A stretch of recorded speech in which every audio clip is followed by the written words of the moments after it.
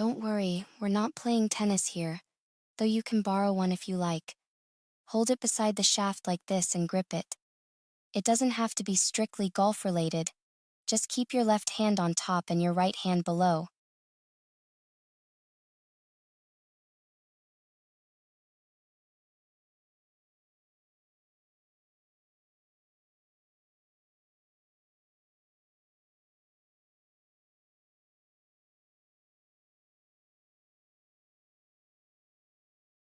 Make sure the club is slightly aligned. Now, let's learn how to properly strike the ball. Imagine this position represents a zero angle.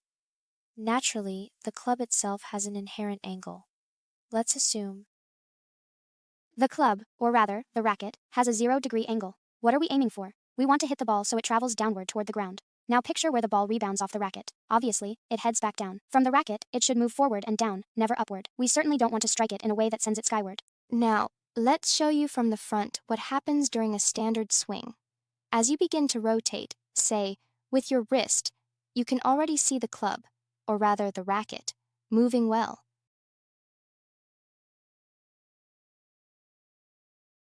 Now, let's demonstrate from the front what occurs during typical swings. As you start rotating, perhaps using your wrist, you can already see the club, or more precisely the racket, performing well.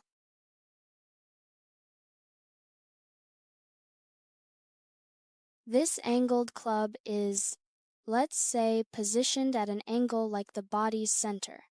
But look where this angled club is pointing now, and so is the club head. Now, actually, when you move your wrist like this and then rotate.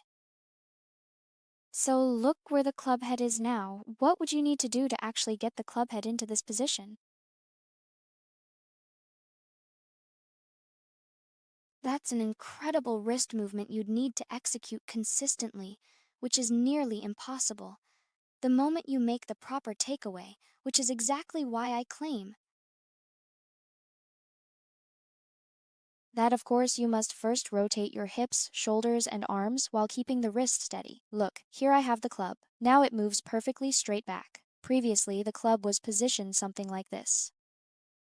And now, actually, without the wrist moving, as the club swings back down, you'll see it's in a perfect position, neither behind nor in front of me. Now the arms drop, and now, finally now, the hip moves in. When we set it up so that, relative to the club, the ball feels like it's moving right, but actually travels downward, while your shoulders remain level. Basically, inertia causes it to flip over. But once we reach impact, we shouldn't perform this wrist motion. Notice what happens to the left elbow, it bends. But we want to keep the club straight and rotate using our entire body. See how smoothly it stays aligned? The club doesn't drift offline like that. Now, if we apply this to tennis, so essentially, you move into the backswing, that's exactly it. I load into the backswing, then swing down and strike the ball this way. So when exactly do you swing the racket upward from below to generate that topspin? A little topspin shot. Notice precisely where the wrist is positioned when I use the racket. It's exactly the same if I use a golf club. Now, when you make this motion, well, naturally, you'd end up searching for the ball in the fence behind the court. Plus, it would fly way too high. So, that's it. Right here. Now I'm moving forward with my racket and both arms, swinging from my right shoulder. I'm trying to hit the ball straight down to the ground. I finish over the left shoulder. The racket should be here, in this position, not like that. So if you have a racket, grab a ball. If you have someone standing there, I unfortunately don't have anyone here. Grab your racket and drop it to the ground. When the other person releases it, you perform a backswing. Then try to strike the ball low with the racket so it hits the ground and travels straight. Finally, complete your swing. No, you shouldn't end up twisted or misaligned like that. Instead, you should reach that exact position. You also shouldn't walk like this. Where would the ball even go?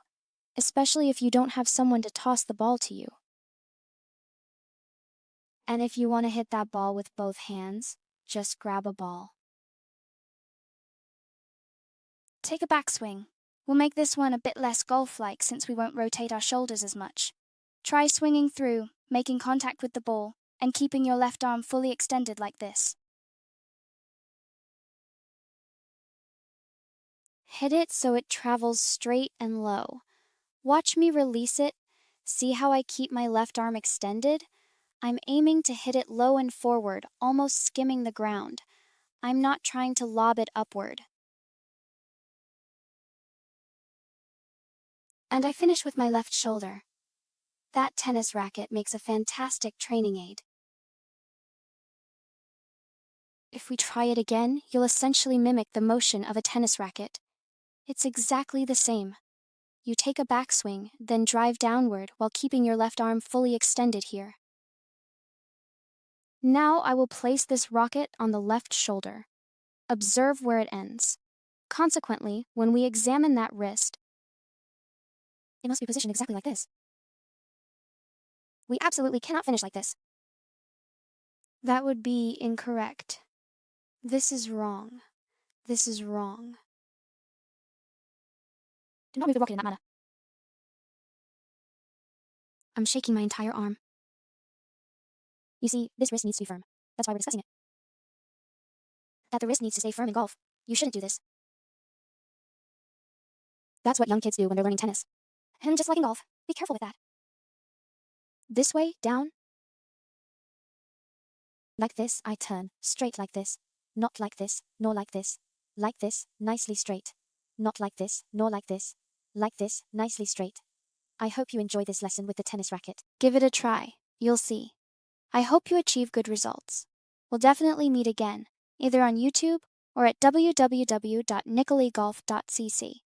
Enjoy your game.